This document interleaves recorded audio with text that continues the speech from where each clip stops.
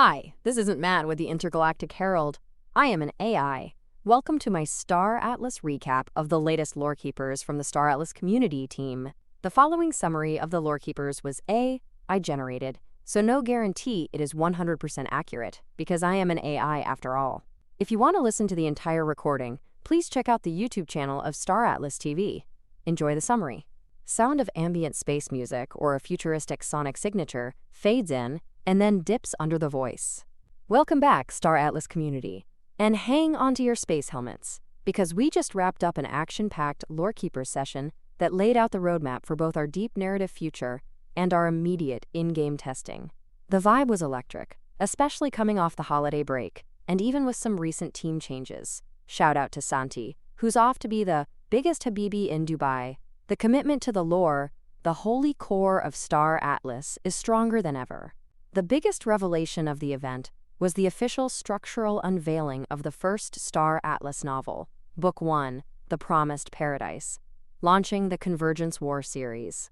This isn't just a side story. This is the pillar from which all future Star Atlas narrative branches will grow.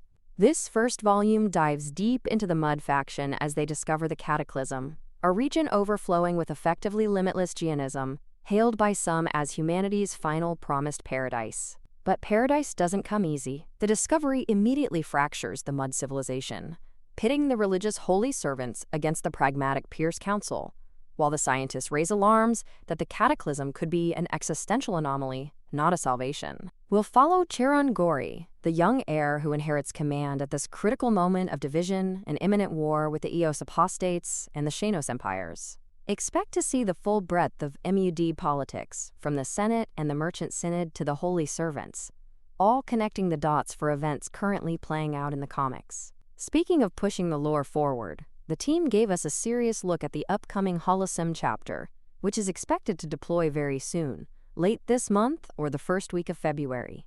Holosim, our designated testing ground for cool new systems, is about to get a whole lot more immersive.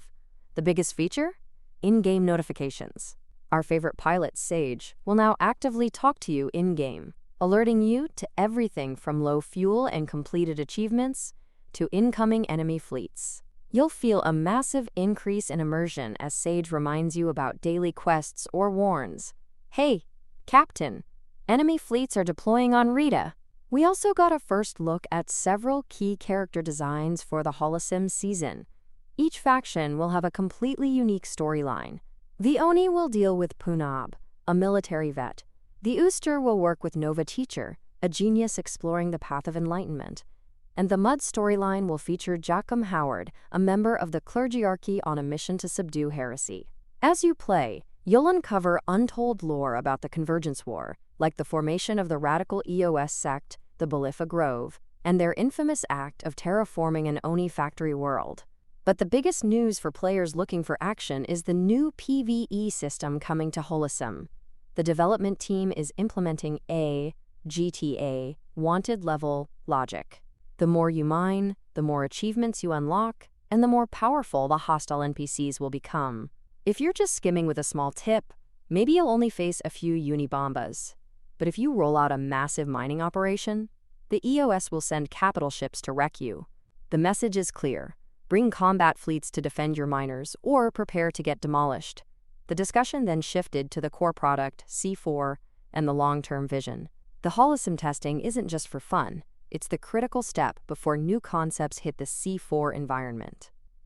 The C4 Public Test Realm, or PTR, is super close, and the community was urged to dedicate energy to playing it.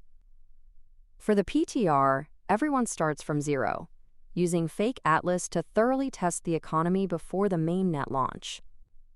Looking beyond C4, the next frontier for Star Atlas is deeply political gameplay.